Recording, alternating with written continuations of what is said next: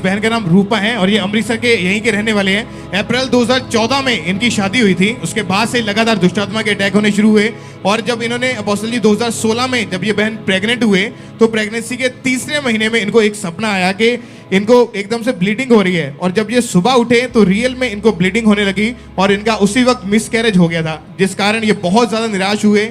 इनके periods irregular हो गए, 1.5-2 महीने बाद पीरियड्स आते थे और प्रेगनेंसी इनको कंसीव ही नहीं ये कर पा रहे थे।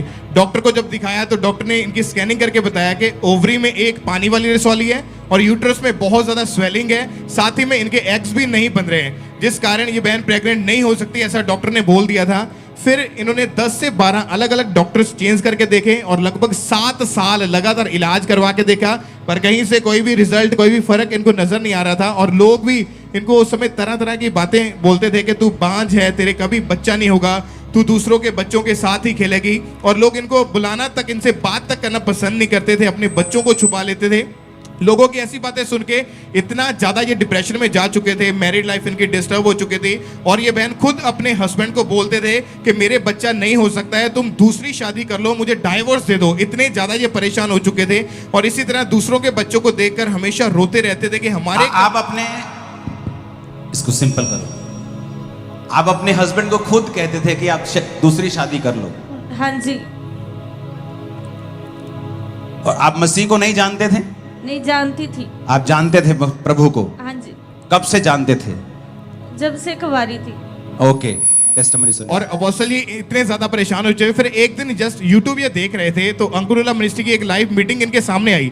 इन्होंने जैसे ही देखा एकदम से पवित्र आत्मा ने इनको छुआ, उसी समय इनकी लाइफ जो थी वो चेंज होना शुरू हुई, इनका फेथ बढ़ने लगा। फिर 9 जनवरी 2022 को ये जब मीटिंग अटेंड करे तो उसमें आपने स्पेशल प्रेयर करी कि जो दुष्ट आत्मा है, जो शैतानी चीजें हैं वो आपकी लाइफ से आउट हो जाए। और जैसे ही प्रार्थना को रिसीव किया एकदम से इनको ऐसा लगा कोई चीज है जो साया काला इनके अंदर बैठा है वो निकल के गया है, शरीर बिल्कुल फ्री हुआ। नेक्स्ट मंथ जनवरी में इन्होंने प्रेयर को रिसीव किया, फरवरी में चेक किया तो ये अपनी लाइफ में पहली बार 8 साल के बाद ये बहन प्रेग्नेंट हुई और पूरी तरह शॉक थे। तीसरे महीने में स्कैनिंग हुई, कोई पानी वाली रसौली नहीं, कोई यूट्रस में प्रॉब्लम नहीं। मैरिज के 8.5 साल के बाद बेबी बॉय के साथ खुदा ने इनको ब्लेस किया है। ये पूरी तरह से शॉक से पूरी तरह से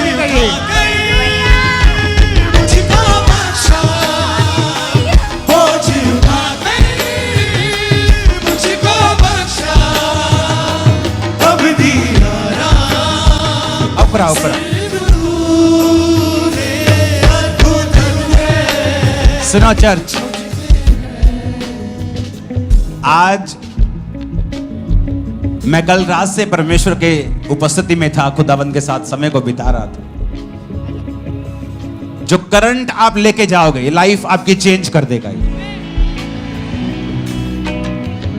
ओ बेबी, क्या नाम रखा है इसका?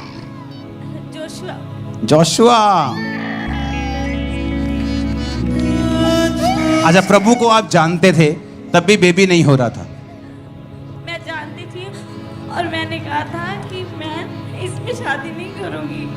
जो खुदा को मानते हैं लड़के वो हरदम परमेश्वर का नाम लेते रहते हैं।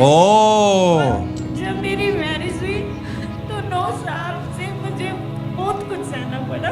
तब मैंने घुटनों पे आके परमेश्वर से माफी मांगी। मेल मिलाप किया प्रभु के साथ कि मैंने बहुत बड़ी गलती कर दी है। अब इसके पापा हैं जो बाहर है परमेश्वर, अब वो अभी मानते नहीं है और उनको पता है कि ये परमेश्वर ने दिया है। और आप चर्च में 2000 कब आए थे? 21-22 कब? हाँ जी। और प्रेयर के बाद 1 मंथ के बाद प्रेग्नेंट, हाँ जी। शादी के 8.5-9 साल बाद बेबी हुआ। हाँ जी। और मुझे रात को सपना आया था कि आप मेरे सामने खड़े हो। ओह जीसस।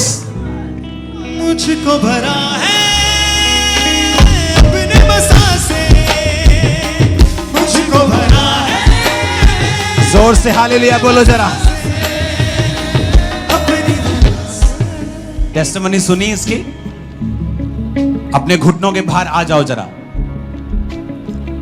अपनी पवित्र बाइबल को उठा लो और बोलो, आज जो कुछ मैं सुनूंगा मैं फल लेके आऊंगा।